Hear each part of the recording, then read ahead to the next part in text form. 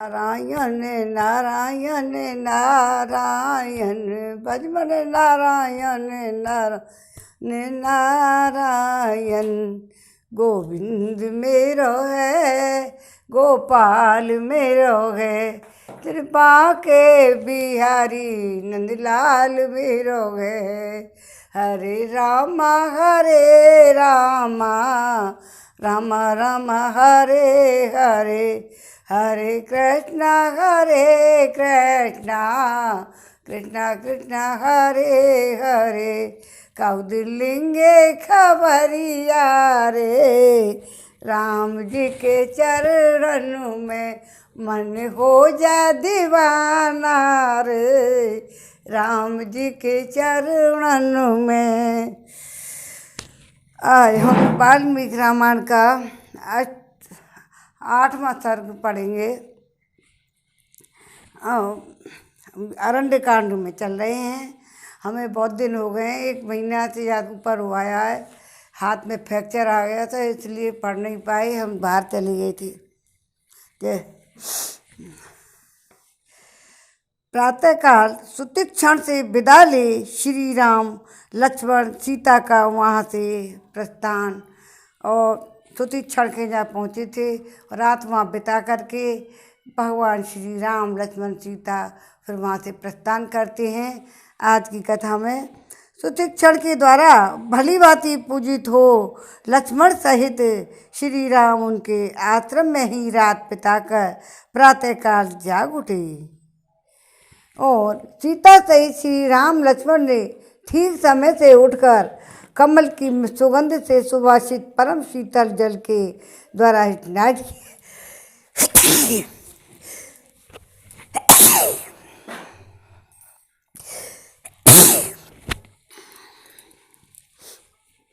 सुगंध से सुवासित परम शीतल जल के द्वारा स्नान किया। तदंतर उन तीनों ने ही मिलकर विधि पूर्वक अग्नि देवताओं की प्रातःकालिक पूजा की।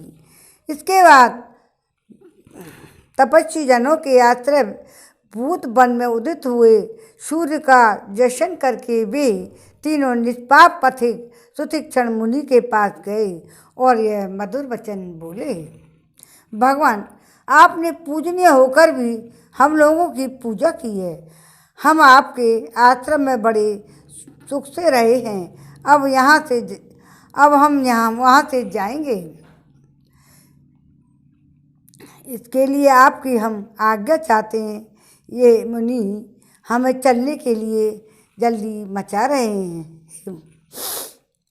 हम लोग दंडकारण्य में निवास करने वाले पुण्यात्मा ऋषियों के संपूर्ण आश्रम मंडल का दर्शन करने के लिए उतावले हो रहे हैं। अरण्य कांड चल रहा है, अतः हमारी इच्छा है कि आप धूमर हित अग्नि के समान तेजस्वी तपस्या द्वारा इंद्रियों को बस में रखने वाले तथा नित्य धर्म परायण इन श्रेष्ठ महर्षियों के साथ यहाँ से जाने के लिए हमें आज्ञा दीजिए। जैसे अन्याय से आई हुई संपत्ति को पाकर किसी नीच कुल के मनुष्य में असह्य उग्रता आ जाती है, उसी प्रकार यह सूर्यदेव जब तक असह्य ताप देने वाले होकर प्रचंड तेज से प्रकाशित न होने लगे, उसके पहले ही हम यहाँ से चल देना चाहते हैं। ऐसा कहकर लक्ष्मण और सीता सहित श्री राम ने मुनि के चरणों की वंदना की। अपने चरणों का स्पर्श करते हुए श्री राम और लक्ष्मण को उठाकर मुनिवर सुतीक्षण ने कसकर हृदय से लगा लिया। श्री राम, आप छाया की भांति अनुसरण करने वाली इस धर्म पत्नी सीता तथा सुमित्रा कुमार लक्ष्मण के साथ यात्रा कीजिए। आपका मार्ग विघ्न बाधाओं से रहित परम मंगल में हो। वीर तपस्या से शुद्ध अंतःकरण वाले दंडकारण्यवासी इन तपस्वी मुनियों के रमणीय आश्रमों का आप दर्शन कीजिए। इस यात्रा में आप प्रचुर फल मूलों से युक्त तथा फूलों से सुशोभित अनेक वन देखेंगे। वहाँ उत्तम मृगों को झुंड विचरते होंगे और पक्षी स्वभाव शांत स्वभाव से रहते होंगे। आपको बहुत से ऐसे तालाब और सरोवर दिखाई देंगे जिनमें प्रफुल्ल कमलों के समूह समूह शोभा दे रहे होंगे। उनमें स्वच्छ जल भरे होंगे तथा कारंड कारंड आदि जल पक्षी सब ओर फैल रहे होंगे। नेत्रों को रमणीय प्रतीत होने वाले पहाड़ी झरनों और मोरों की मीठी मीठी बोली से गूंजती हुई श्रम्य वन स्थलियों को भी आप वहाँ देखोगे। बहुत ही सुंदर स्थान है। श्री राम जाइए, बस सुमित्रा कुमार तुम भी जाओ। दंड कारंड के आश्रमों का दर्शन करके आप लोगों को फिर इसी आश्रम में आ जाना चाहिए। उनका ऐसा कहने पर लक्ष्मण सहित श्री राम ने बहुत अच्छा कहकर मुनि की परिक्रमा की और वहाँ से प्रस्थान करने की तैयारी की। तदंतर विशाल नेत्रों वाली सीता ने उन दोनों भाइयों के हाथ में दो परम तूणी धनुष और चमचमाते हुए खड़ग प्रदान किए। उन सुंदर तूणीरों को पीठ पर बांधकर टंकारते हुए धनुषों को हाथ में ले वे दोनों भाई श्री राम और लक्ष्मण आश्रम से बाहर निकले। वे दोनों रघुवंशी वीर बड़े ही रूपवान थे। उन्होंने खड़ग और धनुष धारण करके महिषी की आज्ञा ले सीता के साथ शीघ्र ही वहाँ से प्रस्थान किया। और 8वां सर्ग पूरा हुआ। नमः सर्ग। सीताराम सीताराम सीताराम कहिए, जाहि विधि राखे राम ताहि विधि रहिए। विधि का विधान जाने हानि लाvi सहिए। सीताराम सीताराम सीताराम कहिए। हरे राम राम राम हरे हरे, हरे कृष्णा कृष्णा कृष्णा हरे हरे। कौदिलिंगे खबरिया रे, राम जी के चरणों में मन हो जा दीवाना रे। राम जी के चरणों में। अब वाल्मीकि रामायण का अरण्य कांड का 9वां सर्ग। और सीता का श्री राम से निरपराध प्राणियों को न मारने और अहिंसा धर्म का पालन करने के लिए अनुरोध करना। सुशिक्षण की आज्ञा लेकर वन की ओर प्रस्थित हुए अपने स्वामी रघुकुल नंदन श्री राम से सीता ने स्नेह भरी मनोहर वाणी में इस प्रकार कहा। आर्यपुत्र, यद्यपि आप महान पुरुष हैं तथापि अत्यंत सूक्ष्म विधि से विचार करने पर आप अधर्म को प्राप्त हो रहे हैं। जब काम जनित व्यसन से आप सर्वथा निवृत्त हैं तब यहाँ से अधर्म से बच सकते हैं। इस जगत में काम से उत्पन्न होने वाले 3 ही व्यसन होते हैं। मिथ्या भाषण बहुत बड़ा व्यसन है, झूठा भाषण, और किंतु उससे भी भारी 2 व्यसन और हैं, परस्त्री गमन और बिना बैर के ही दूसरों के प्रति क्रूरता का बर्ताव करना। रघुनंदन, इनमें से मिथ्या भाषण रूप व्यसन तो न तो आप में कभी हुआ है और न ही आगे होगा ही। परस्त्री विषय के अभिलाषा तो आपकी हो ही कैसे सकती है। हे नरेंद्र, धर्म का नाश करने वाले यह कुछ इच्छा न आपके मन में कभी हुई थी और ना है और ना भविष्य में कभी होने की संभावना ही है। हे राजकुमार श्री राम, यह दोष तो आपके मन में भी कभी उदित ही नहीं हुआ है, फिर वाणी और क्रिया में कैसे आ सकता है। आप सदा ही अपनी धर्म पत्नी में अनुरक्त रहने वाले धर्मनिष्ठ, सत्य प्रतिज्ञ तथा पिता की आज्ञा का पालन करने वाले हैं। आप में धर्म और सत्य दोनों की स्थिति है, आप में ही सब कुछ प्रतिष्ठित है। ए महाभाव, जो लोग जितेंद्रिय हैं वे सदा सत्य और धर्म की पूर्ण रूप से धारण कर सकते हैं। वे सदा सत्य और धर्म को पूर्ण रूप से धारण कर सकते हैं। सुदर्शी महापुरुष, आपकी जितेंद्रियता को मैं अच्छी तरह जानती हूँ, इसलिए मुझे विश्वास है कि आप में पूर्वोक्त दोनों दोष कदापि नहीं रह सकते। परंतु दूसरों की प्राणों की हिंसा रूप से जो यह तीसरा भयंकर दोष है, उसे लोग मोहवश बिना बैर विरोध के भी किया करते हैं। वही दोष आपके सामने भी उपस्थित है। हे वीर, आपने दंडकारण्य निवासी ऋषियों की रक्षा के लिए युद्ध में राक्षसों का वध करने की प्रतिज्ञा की है। इसी के लिए आप भाई के साथ धनुष बाण लेकर दंडकारण्य के नाम से विख्यात वन की ओर प्रस्थित हुए हैं। अतः आपको इस घोर कर्म के लिए प्रस्थित हुआ देख मेरा चित्त चिंता से व्याकुल हो उठा है। आपके प्रतिज्ञा पालन रूप व्रत का विचार करके मैं सदा यही सोचती रहती हूँ कि कैसे आपका कल्याण हो। वीर, मुझे इस समय आपका दंडकारण्य में जाना अच्छा नहीं लगता है। इसका क्या कारण है यह बता रही हूँ, आप मेरे मुंह से सुनिए। आप हाथ में धनुष बाण लेकर अपने भाई के साथ वन में आए हैं। संभव है समस्त ब्रह्मचारी राक्षसों को देखकर कदाचित आप उनके प्रति अपने बाणों का प्रयोग कर बैठे।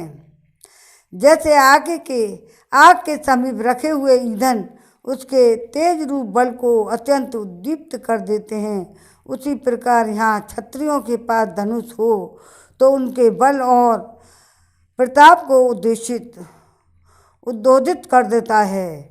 महाभाव, पूर्व काल की बात है, किसी पवित्र वन में जहाँ मृग और पक्षी बड़े आनंद से रहते थे, एक सत्यवादी एवं पवित्र तपस्वी निवास करते थे।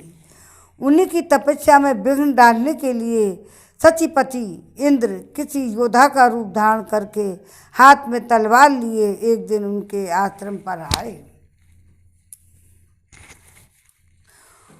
उन्हीं ने मुनि के आश्रम में अपना उत्तम खड्ग रख दिया। पवित्र तपस्या में लगे हुए मुनि को धरोहर के रूप में वह खड्ग दे दिया। उस शस्त्र को पाकर मुनि उस धरोहर की रक्षा में लग गए। वे अपनी विश्वास की रक्षा के लिए वन में विचरते समय भी उसे साथ रखते थे। धरोहर की रक्षा में तत्पर रहने वाले वे मुनि फल मूल लाने के लिए जहाँ कहीं भी जाते उस खड्ग को साथ लिए बिना नहीं जाती थी। तभी जिनका बन था, उन मुनि ने प्रतिदिन शस्त्र धोते रहने के कारण क्रम से तपस्या का निश्चय छोड़कर अपनी बुद्धि को क्रूरतापूर्वक बना दिया।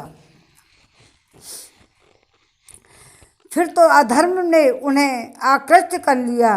वे मुनि प्रमादवश रौद्र रूप कर्म में तत्पर हो गए और उस शस्त्र के सहवास से उन्हें नरक में जाना पड़ा। इस शस्त्र का संयोग होने के कारण पूर्व काल में उन तपस्वी मुनि को कि ऐसी दुर्दशा भोगनी पड़ी जैसे आग का संयोग ईंधनों को जलाने का कारण होता है, उसी प्रकार शस्त्रों का संयोग सत्यधारी के हृदय में विकार का उत्पादक कहा गया है।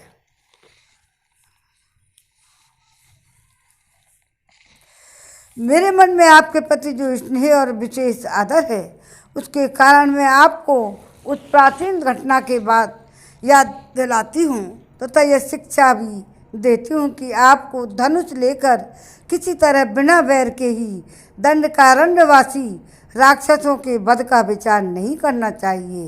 हे वीरवर, बिना अपराध के ही किसी को मारना संसार के लोग अच्छा नहीं समझते।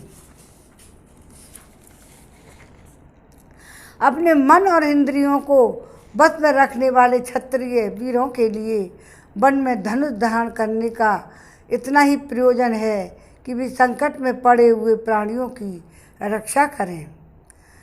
कहाँ सत्य धारण और कहाँ वनवास, कहाँ क्षत्रिय का हिंसा में कठोर कर्म और कहाँ सब प्राणियों पर दया करना रूप तप एवं परस्पर विरुद्ध जान पड़ते हैं।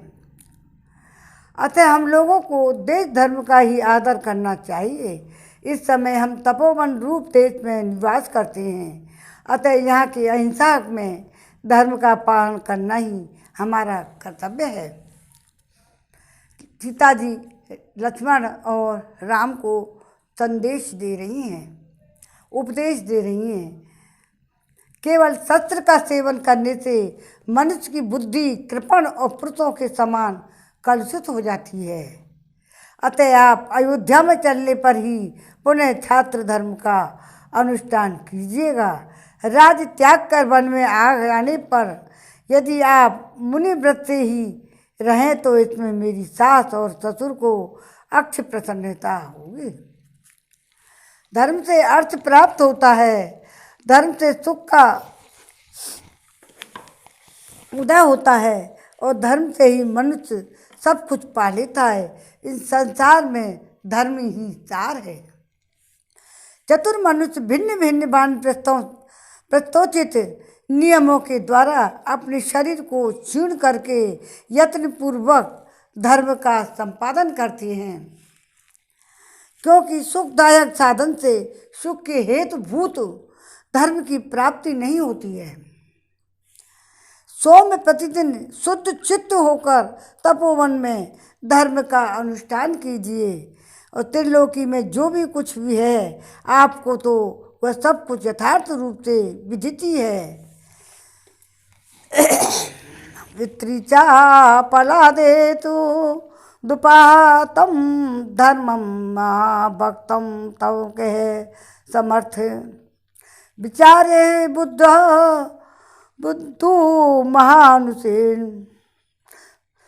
तू सांजेन यद रोचते तत् कुरु मार आचरेन। मैंने नारी जाति की स्वाभाविक चपलता के कारण मैं आपकी सेवा में ये बातें निवेदन कर दी हैं। वास्तव में आपको धर्म का उपदेश करने में कौन समर्थ है। आप इस विषय में अपने छोटे भाई के साथ बुद्धिपूर्वक विचार कर लें, फिर आपको जो ठीक जचे उसे ही शीघ्रतापूर्वक करें।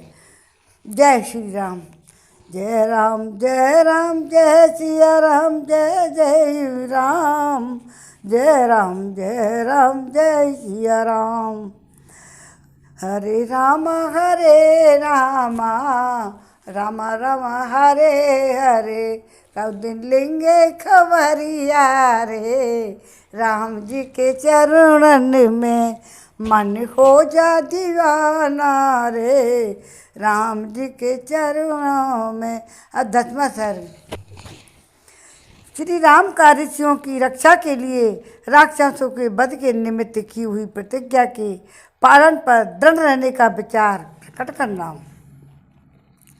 अब अपने स्वामी के प्रति भक्ति और रखने वाली विदेह कुमारी सीता की कही हुई यह बात सुनकर सदा धर्म में स्थित रहने वाले श्री रामचंद्र जी ने जानकी जी को इस प्रकार उत्तर दिया। हे देवी, धर्म को जानने वाली जनक किशोरी तुम्हारा मेरे ऊपर स्नेह है, इसलिए तुमने मेरे हित की बात कही है। क्षत्रियों का कुल धर्म का उपदेश करते हुए तुमने जो कुछ कहा है वह तुम्हारे योग्य ही है, तुम्हारे ही योग्य है। हे देवी, मैं तुम्हें क्या उत्तर दूँ। तुमने ये पहले यह बात कही, क्षत्रिय लोग इसलिए धनुष धारण करते हैं किसी को दुखी होकर हाहाकार न करना पड़े, और यदि कोई दुख या संकट में पड़ा हो तो उसकी रक्षा की जाए। सीते दंडकारण्य में रहकर कठोर व्रत का पालन करने वाले ये मुनि ये बहुत दुखी हैं, इसलिए मुझे शरणागत वत्सल जानकर ये स्वयं मेरे पास आए हैं और शरणागत हुए हैं। वीरू, सदा ही वन में रहकर फल मूल का आहार करने वाले ये मुनि इन इन क्रूर कर्मा राक्षसों के कारण कभी सुख नहीं पाते हैं। मनुष्यों के मांस से जीवन निर्वाह करने वाले ये भयानक राक्षस उन्हें मारकर खा जाते हैं। उन राक्षसों के प्राप्त ग्रास बने हुए वे दंडकारण्यवासी दुष्श्रेष्ठ मुनि हम लोगों के पास आकर मुझसे बोले, हे प्रभु, हम पर अनुग्रह कीजिए। उनके मुख से निकली हुई इस प्रकार की रक्षा की पुकार सुनकर उनकी आज्ञा पाकर लेकर पालन रूपी सेवा का विचार मन में लेकर मैंने उनसे यह बात कही। महिषियों, आप जैसे ब्राह्मणों की सेवा में मुझे स्वयं ही उपस्थित होना चाहिए था, परंतु आप स्वयं ही अपनी रक्षा के लिए मेरे पास आए। यह मेरे लिए अनुपम लज्जा की बात है। अतः आप प्रसन्न हों, बताइए मैं आप लोगों की क्या सेवा करूं। यह बात मैंने उन ब्राह्मणों के सामने कही। तब उन सभी ने मिलकर अपना मनोभाव उन वचनों में प्रकट किया। श्री राम, दंडकारण्य में इच्छानुसार रूप धारण करने वाले बहुत से राक्षस रहते हैं। उनसे हमें बड़ा बड़ा कष्ट पहुंच रहा है, बड़ा ही कष्ट पहुंच रहा है। अतः वहाँ उनके भय से आप हमारी रक्षा करें।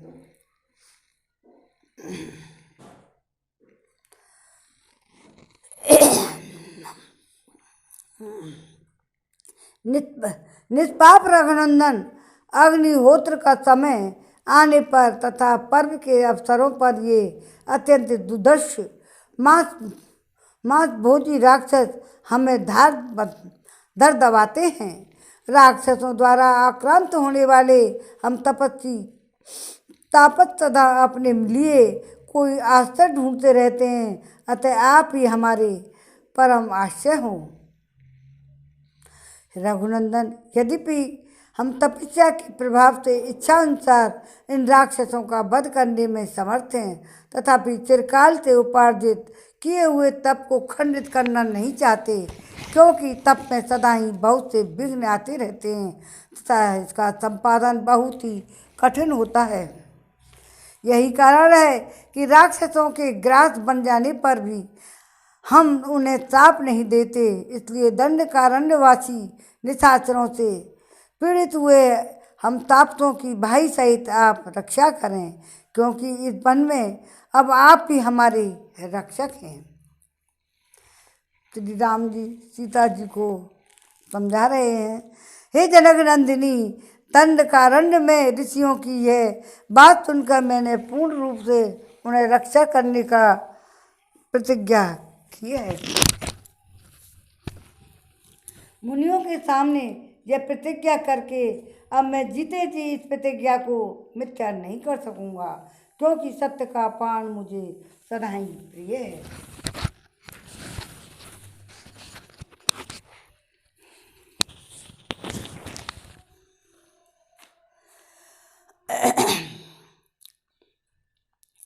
अब सदा ही प्रिय है। सीते, मैं अपने प्राण छोड़ सकता हूँ, तुम्हारा और लक्ष्मण का भी परित्याग कर सकता हूँ, किंतु अपनी प्रतिज्ञा को, विशेषतः ब्राह्मणों के लिए की गई प्रतिज्ञा को मैं कदापि नहीं तोड़ सकता।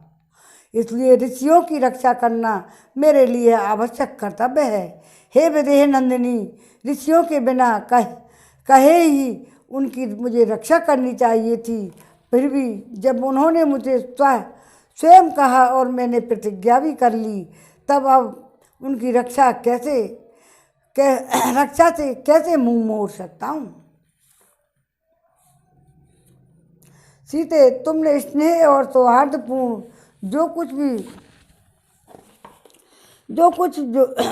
सौहार्दपूर्ण जो भी मुझसे ये बातें कही हैं, इससे मैं बहुत संतुष्ट हूँ, क्योंकि जो अपना प्रिय न हो उसे कोई सिद्धकर उपदेश नहीं देता। सोमने, तुम्हारा यह कथन तुम्हारे योग्य तो है ही, तुम्हारे कुल के भी सर्वथा अनुरूप है। तुम मेरी सहधर्मिणी हो और मुझे प्राणों से भी बढ़कर प्रिय हो। महात्मा श्री रामचंद्र जी ने अपनी प्रिया मिथिलेश कुमारी सीता से ऐसा वचन कहकर हाथ में धनुष ले लक्ष्मण के साथ रमणीय तपोवन में विचरण करने लगे। अब 10वां सर्ग पूरा हुआ। अब 11वां सर्ग शुरू। इसमें पंचाप्तर तीर्थ और मांडकर्णी मुनि की कथा। विभिन्न आश्रमों में घूमकर श्री राम आदि का सुशिक्षण के आश्रम में आना, वहाँ कुछ काल तक रहकर उनकी आज्ञा से अगस्त्य के भाई तथा अगस्त्य के आश्रम पर जाना तथा अगस्त्य के प्रभाव का वर्णन। तदंतर आगे आगे श्री राम चले और बीच बीच में परम सुंदरी सीता चल रही थी। उनके पीछे हाथ में धनुष लिए लक्ष्मण चलने लगे। सीता के साथ वे दोनों भाई भांति भांति के पर्वतीय शिखरों, वनों, नाना प्रकार के रमणीय नदियों को देखते हुए अग्रसर होने लगे। उन्होंने देखा कहीं नदियों के तटों पर सारस और चक्रवाक विचर रहे हैं, तो कहीं खिले हुए कमलों और जलचर पक्षियों से युक्त सरोवर शोभा पाते हैं। कहीं चितकबरे मृग यूत बंधे चले जा रहे हैं, कहीं बड़े बड़े सींग वाले मदमत्त भैंसे तथा बड़े हुए दांत वाले जंगली सुअर, वृक्षों के वैरी दंतार हाथी दिखाई देती है। दूर तक यात्रा तय करने के बाद जब सूर्य अस्ताचल की ओर जाने लगे, तब उन तीनों ने एक साथ देखा कि सामने एक बड़ा सुंदर तालाब है, जिसकी लंबाई चौड़ाई एक एक योजन की जान पड़ती है। वह सरोवर लाल और श्वेत कमलों से भरा हुआ था।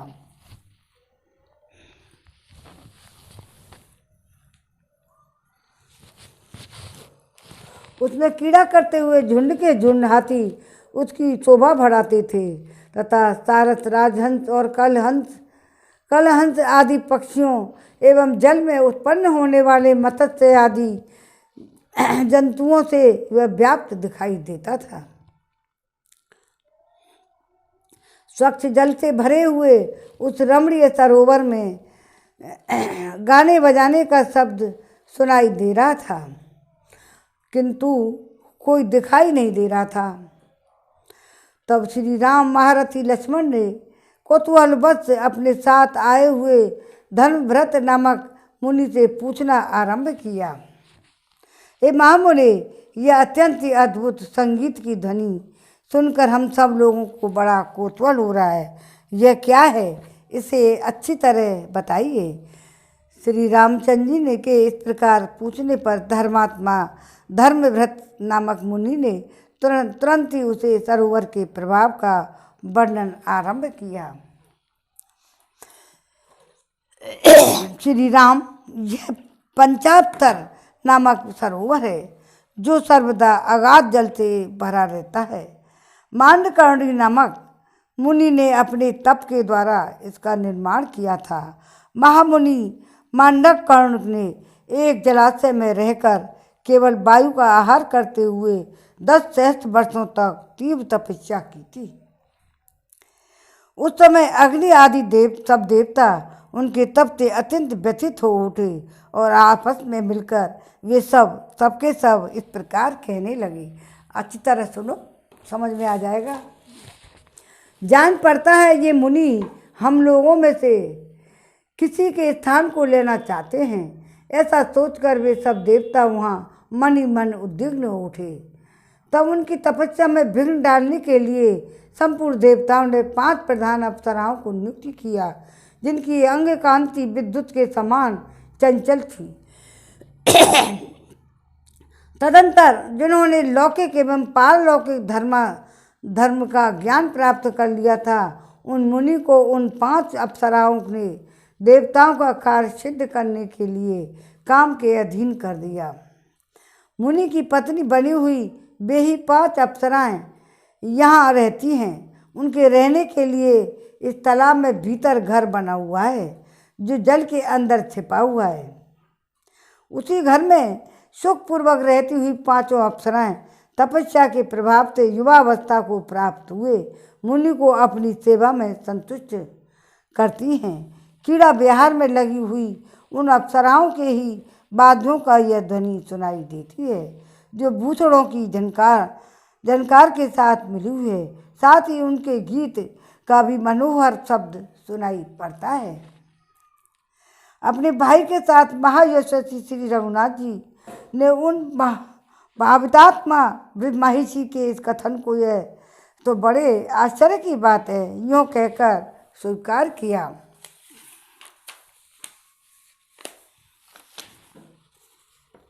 इस प्रकार कहते हुए श्री रामचंद्र जी को एक आश्रम मंडल दिखाई दिया। जब सब और कुछ और बलकल वस्त्र फैले हुए थे, वह आश्रम ब्राह्मी लक्ष्मी ब्रह्म तेज से प्रकाशित होता था। विदेह नंदिनी सीता तथा लक्ष्मण के साथ उस तेजस्वी आश्रम मंडल की में प्रवेश करके ककुत्सत कुलभूषण श्री राम ने उस समय सुखपूर्वक निवास किया। वहाँ के महर्षियों ने उनका बड़ा आदर सत्कार किया। तदंतर महान अस्त्रों के ज्ञाता श्री रामचंद्र जी बारी बारी से उन सभी तपस्वी मुनियों के आश्रमों पर गए जिनके वहाँ से यहाँ वे पहले रह चुके थे। उनके पास भी उनकी भक्ति दे दोबारा जाकर रहे। कहीं 10 महीने, कहीं साल भर, कहीं 4 महीने, कहीं 5, कहीं 6 महीने, कहीं इससे भी अधिक समय तथा 7 महीने, कहीं इससे भी अधिक 8 महीने, कहीं आधे मास अधिक अर्थात 8.5 महीने, कहीं 3 महीने, कहीं 8, कहीं 3 अर्थात 11 महीने तक श्री रामचंद्र जी ने सुखपूर्वक निवास किया। घी डाल दे।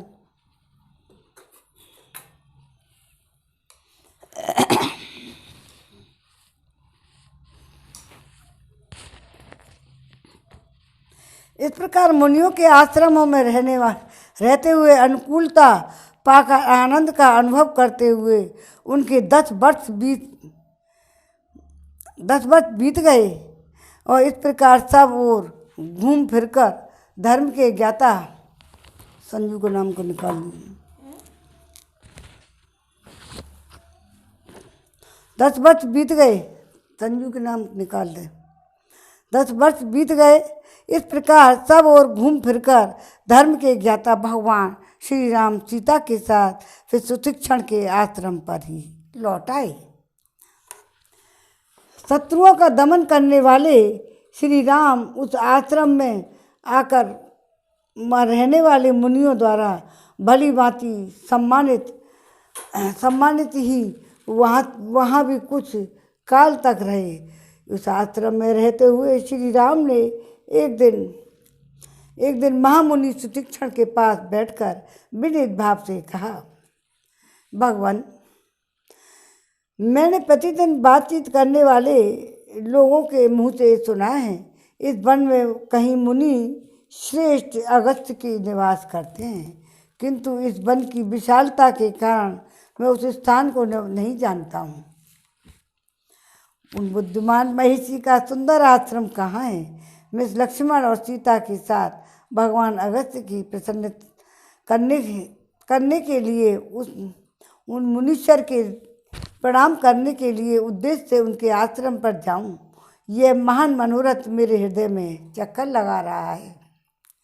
मैं चाहता हूं कि स्वयं भी मुनिवर अगस्त्य की सेवा करूं। धर्मात्मा श्री राम का यह वचन सुनकर सुतीक्षण मुनि बड़े प्रसन्न हुए। उन दशरथ नंदन से इस प्रकार बोले, हे रघुनंदन, मैं भी लक्ष्मण सहित आपसे यही कहना चाहता था कि आप सीता के साथ महर्षि अगस्त्य के पास जाइए। सौभाग्य की बात है कि इस समय आप स्वयं ही मुझसे वहाँ जाने के विषय में पूछ रहे हैं। श्री राम महामुनि अगस्त्य जहाँ रहते हैं उस आश्रम का पता मैं अभी आपको बताए देता हूँ। हे तात, इस आश्रम से 4 योजन दक्षिण चले जाइए। वहाँ आपको अगस्त्य जी के भाई का बहुत बड़ा एवं सुंदर आश्रम मिलेगा। वहाँ के आश्रम वन की भूमि प्राय समतल है तथा पिपील का वन उस आश्रम की शोभा बढ़ाता है। वहाँ फूलों और फलों की बहुतायत है। नाना प्रकार के पक्षियों के कलरवों से गूंजते हुए उस रमणीय आश्रम के पास भांति भांति के कमल मंडित सरोवर हैं जो स्वच्छ जल से भरे हुए हैं। हंस और कारंड आदि पक्षी उन सब ओर फैले हुए हैं और चक्रवात उनकी शोभा बढ़ाते हैं। श्री राम एक रात उस आश्रम में ठहर कर प्रातःकाल वन खंड के किनारे दक्षिण दिशा की ओर जहाँ इस प्रकार एक योजन आगे जाने पर अनेकानेक वृक्षों से सुशोभित वन के रमणीय भाग में अगस्त्य मुनि का आश्रम मिलेगा। वहाँ विदेह नंदिनी सीता और लक्ष्मण आपके साथ सानंद विचरण करेंगे, क्योंकि बहुसंख्यक वृक्षों से सुशोभित वह वन प्रांत बड़ा ही रमणीय है। महामते, यदि आपने महामुनि अगस्त्य के दर्शन का निश्चित विचार कर लिया है तो आज ही वहाँ की यात्रा करने का निश्चय करें। मुनि का यह वचन सुनकर भाई सहित श्री रामचंद्र जी ने उन्हें प्रणाम किया। सीता और लक्ष्मण के साथ अगस्त्य जी के आश्रम की ओर चल पड़े। मार्ग में मिले हुए विचित्र विचित्र वनों और मेघमालाओं के समान पर्वतमालाओं के सरोवर और सरिताओं को देखते हुए वे आगे बढ़ते गए। इस प्रकार सुशिक्षण के बताए हुए मार्ग से सुरपूर्वक चलते चलते श्री रामचंद्र जी ने अत्यंत हर्ष में भरकर लक्ष्मण से ये बात कही। सुमित्रानंदन, निश्चय ही ये पुण्य कर्मों का अनुष्ठान करने वाले महात्मा अगस्त्य मुनि के भाई का आश्रम दिखाई दे रहा है, क्योंकि सुशिक्षण जी ने जैसा बतलाया था उसके अनुसार इस वन में मार्ग में फलों और फूलों के बाहर से झुके हुए सहस्त्रों प्रचलित वृक्ष शोभा पा रहे हैं। इस वन में पकी हुई पीपलियों की यह गंध वायु से प्रेरित होकर सहसा इधर आई है। इससे कटु रस का उदय हो रहा है। जहाँ जहाँ लकड़ियों के ढेर लगे हैं दिखाई देते हैं और वैदुर्य मणि के समान रंग वाले कुछ कटे हुए दृष्टिगोचर होते हैं। यह देखो, जंगल के बीच में आश्रम की अग्नि का धुआं उठता दिखाई दे रहा है। इसका अग्रभाग काले मेघों के ऊपर भाग सा प्रतीत होता है। यहाँ के एकांत और पवित्र तीर्थ में स्नान करके आए हुए ब्राह्मण स्वयं चुनकर लाए हुए फूलों से देवताओं के लिए पुष्पहार अर्पित करते हैं। सौम्य, मैंने सुशिक्षण जी के कथन जैसा सुना था उसके अनुसार यह निश्चय ही अगस्त्य जी के भाई का आश्रम होगा। इन्हीं के भाई पुण्यकर्मा अगस्त्य जी ने समस्त लोगों के हित की कामना से मृत्यु स्वरूप वातापी और इल्वल का वेगपूर्वक दमन करके इस दक्षिण दिशा में शरण लेने के योग्य बना दिया है। एक समय की बात है, यहाँ क्रूर स्वभाव वाला वातापी और इल्वल ये दोनों भाई एक साथ रहते थे। ये दोनों महान असुर ब्राह्मणों की हत्या करने वाले थे। निर्दयी इल्वल ब्राह्मण का रूप धारण करके संस्कृत बोलता हुआ जाता और श्राद्ध के लिए ब्राह्मणों को निमंत्रण दे आता था। फिर मेष जीव शाक का रूप धारण करने वाले अपने भाई वातापी का संस्कार करके श्राद्ध कल्पोत विधि से ब्राह्मणों को खिला देता था। वे ब्राह्मण जब भोजन कर लेते तब इल्वल उच्च स्वर से बोलता, वातापे निकलो। भाई की बात सुनकर वातापी भेड़े के समान मैं करता हुआ उन ब्राह्मणों के पेट फाड़ कर निकाल आता था। इस प्रकार इच्छा रूप धारण करने वाले उन मांस भक्षी असुरों ने प्रतिदिन मिलकर सहस्त्रों ब्राह्मणों का विनाश कर डाला। इस समय देवताओं को प्रार्थना से महर्षि अगस्त्य ने श्राद्ध में शाक रूपधारी उस महान असुर को जानबूझकर भक्षण किया। तदंतर श्राद्ध कर्म संपन्न हो गया। ऐसा कहकर ब्राह्मणों के हाथ से अवनेज का जल दे और हल इलवल ने भाई को संबोधित करके कहा, निकलो। इस प्रकार भाई को पुकारते हुए उस ब्राह्मण घाती असुर से बुद्धिमान मुनि श्रेष्ठ अगस्त्य ने हंसकर कहा, जिस जीव शाक रूपधारी तेरे भाई राक्षस को मैंने खाकर पचा लिया है, वह तो यमलोक में जा पहुंचा है। अब उसमें निकलने की शक्ति कहाँ है। भाई की मृत्यु की सूचित करने वाले मुनि के इस वचन को सुनकर उस निशाचर ने क्रोधपूर्वक उन पर मार डालने का उद्योग आरंभ किया। उसने जो ही द्विजराज और अगस्त्य पर धावा किया, त्यों ही उद्दीप्त तेज वाले उन मुनि ने अपनी अग्नितुल्य दृष्टि से उस राक्षस का दग्ध कर डाला। इस प्रकार उसकी मृत्यु हो गई। ब्राह्मणों पर कृपा करके जिन्होंने ये दुष्कर कर्म किया था, उन्हीं महर्षि अगस्त्य के भाई का यह आश्रम है, जो सरोवर और वन से सुशोभित हो रहा है। अतः श्री रामचंद्र जी लक्ष्मण के साथ इस प्रकार बातचीत कर रहे थे। इतने भी सूर्यदेव अस्त हो गए और संध्या का समय हो गया।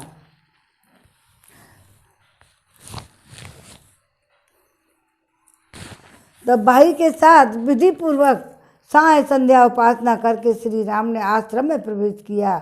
उन महिषी के चरणों में मस्तक झुकाया। मुनि ने उनका यथावत आदर सत्कार किया। सीता और लक्ष्मण सहित श्री राम वहाँ फल मूल खाकर एक रात उस आश्रम में रहे। वह रात बीतने पर जब सूर्य उदय हुआ, तब श्री रामचंद्र जी ने अगस्त्य के भाई से विदा मांगते हुए कहा, भगवान, मैं आपके चरणों में प्रणाम करता हूँ। यहाँ रात भर बड़े सुख से रहा हूँ। अब आपके बड़े भाई मुनिवर का अगस्त्य का दर्शन करने के लिए जाऊँगा। इसके लिए आपसे आज्ञा चाहता हूँ।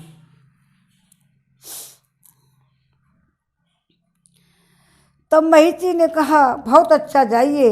इस प्रकार महिषी ने आज्ञा पाकर भगवान तो ब्राह्मणों की रक्षा करने के लिए ही वन को ग्रहण किया है। पहले ही मालूम था मुझे इस काम करना है। तब महिषी ने कहा, बहुत अच्छा। इस प्रकार महिषी से आज्ञा पाकर भगवान श्री राम सुतीक्षण के बताए हुए मार्ग से वन की शोभा देखते हुए आगे चले। श्री राम ने वहाँ मार्ग में निवार जल कदम कटहल साकू अशोक तिनि चिरी बिल्व महुआ बेल तेंदु अथा सैकड़ों जंगली वृक्ष देखे, जो फूलों से भरे हुए थे, खिली हुई लताओं से परिवेष्टित हो बड़ी शोभा पा रहे थे। उनमें से कई वृक्षों को हाथियों ने अपनी सूंड से तोड़कर मसल डाला था तथा बहुत से वृक्षों पर बैठे हुए बानर उनकी शोभा बढ़ाते थे। सैकड़ों मतवाले पक्षी उनकी डालियों पर चहक रहे थे। उस समय कमल नयन श्री राम अपने पीछे पीछे आते हुए शोभावर्धक और वीर लक्ष्मण से, जो उनके निकट ही थे, इस प्रकार बोले, यहाँ की वृक्षों की शोभा पत्ते पर जैसे सुने गए थे वैसे ही चिकने दिखाई देते हैं। पशु और पक्षी क्षमाशील एवं शांत हैं। इससे जान पड़ता है उन भावित आत्मा शुद्ध अंतःकरण वाले महर्षि अगस्त्य का आश्रम यहाँ से अधिक दूर नहीं है।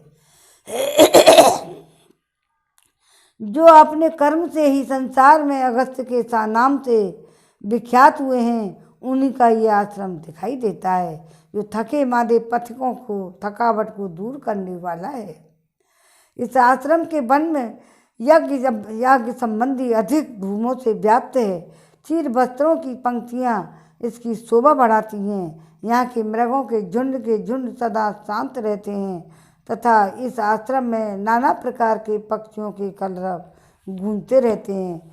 जिन पुण्य कर्मा पर महर्षि अगस्त्य ने समस्त लोगों की हित कामना से मृत्यु स्वरूप राक्षसों का वेगपूर्वक दमन करके इस दक्षिण दिशा को शरण लेने के योग्य बना दिया, जिनके प्रभाव से राक्षस इस दक्षिण दिशा को केवल दूर से भयभीत होकर देखते हैं, इसका उपभोग भी नहीं करते। उन्हीं का यह आश्रम है।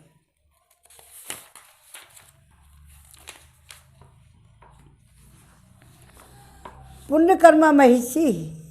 अगस्त्य ने जब से ये दिशा में पदार्पण किया है, तब से यहाँ के निशाचर वैर रहित होकर शांत हो गए हैं। भगवान अगस्त्य की महिमा से इस आश्रम के आसपास निर्भरता आदि गुणों के संपादन में समर्थ तथा क्रूर कर्मा राक्षसों के लिए द्विजय होने के कारण यह संपूर्ण दिशा नाम से भी तीनों लोकों में दक्षिणा ही कहलाई, इसी नाम से विख्यात हुई। इसे अगस्त्य की दशा भी कहते हैं। एक बार पर्वत श्रेष्ठ विंध्यपुर का मार्ग रोकने के लिए बढ़ा था, किंतु महर्षि अगस्त्य के कहने से वह नम्र हो गया और तब से आज तक निरंतर उनके आदेश का पालन करता हुआ कभी नहीं बढ़ता। वे दीर्घायु महात्मा हैं। उनका कर्म समुद्र शोषण आदि कार्य तीनों लोकों में विख्यात है। उन्हीं अगस्त्य का यह शोभा संपन्न आश्रम है जो विनीत मृगों से सेवित है। ये महात्मा अगस्त्य जी संपूर्ण लोकों के द्वारा पूजित तथा सज्जनों के हित में लगे रहते हैं। अपने पास आए हुए हम लोगों को वे अपने आशीर्वाद से कल्याण के बागी बनाएंगे। सेवा करने में समर्थ सौम्य लक्ष्मण यहाँ रहकर मैं उन महामुनि अगस्त्य की आराधना करूँगा और वनवास के शेष दिन यहीं रहकर बिताऊँगा। देवता गंधर्व सिद्ध और महिषी यह नियमित आहार करते हुए सदा अगस्त्य मुनि की उपासना करते हैं। ये ऐसे प्रभावशाली मुनि हैं कि इनके आश्रम में कोई झूठ बोलने वाला, क्रूर, सट और नृशंस अथवा पापाचारी मनुष्य जीवित नहीं रह सकता। यहाँ धर्म की आराधना करने के लिए देवता, यक्ष, नाग और पक्षी नियमित आहार करते हुए निवास करते हैं। इस आश्रम पर अपने शरीर को त्याग कर अनेक सिद्ध महात्मा महर्षि नूतन शरीर के साथ सूर्य तुल्य तेजस्वी विमानों द्वारा स्वर्गलोक को प्राप्त हुए हैं। यहाँ सत्कर्म परायण प्राणियों द्वारा आराधित हुए देवता उन्हें यक्षत्व, अमरत्व तथा नाना प्रकार के राज्य प्रदान करते हैं।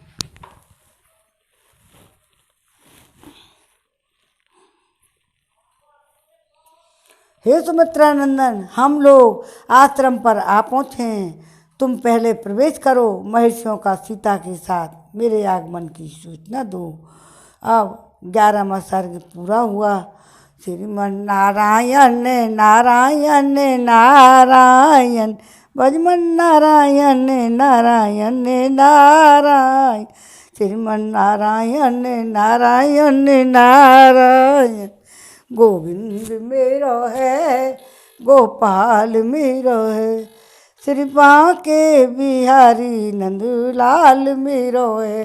बांके बिहारी जय हो तुम्हारी, जय हो तुम्हारी लाला, जय हो तुम्हारी। श्रीमन नारायण नारायण नारायण, श्रीमन नारायण नारायण नारायण। हरे रामा राम राम हरे हरे, हरे कृष्णा कृष्णा कृष्णा हरे हरे। कौदिलिंगे कवरिया रे, राम जी के चरणन में मन हो जा दीवाना रे, राम जी के चरणन में। चलो प्रार्थना। आरती श्री रामायण जी की, कीरत कलित ललित सियपी की। आरती श्री रामायण जी की, कीरत कलित ललित सियपी की। गावत ब्रह्मादिक मुनि नारद, वाल्मीकि विज्ञानी विशाल।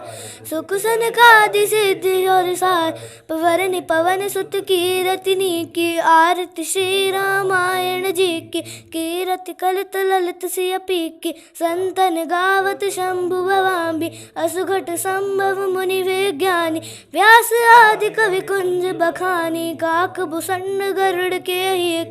आरती श्री रामायण जी की कीलति कलित ललित सिय पी की। चारों वेद पुराण अष्टदश चहोर शास्त्र ग्रंथन को रस तन मन धन संतन को सर्वस सारा अंश समाप्त सभी की। आरती श्री रामायण जी की कीरति कलित ललित सिय पी की। कलिमलि हरनि विषय समीक शुभन सिंगार मुक्ति जुवती की। हरनि रोग भव भूरि अमीक तात मात सब विधि तुलसी की। आरती श्री रामायण जी की कीरति कलित ललित सिय पी की। रामचंद्र की जय।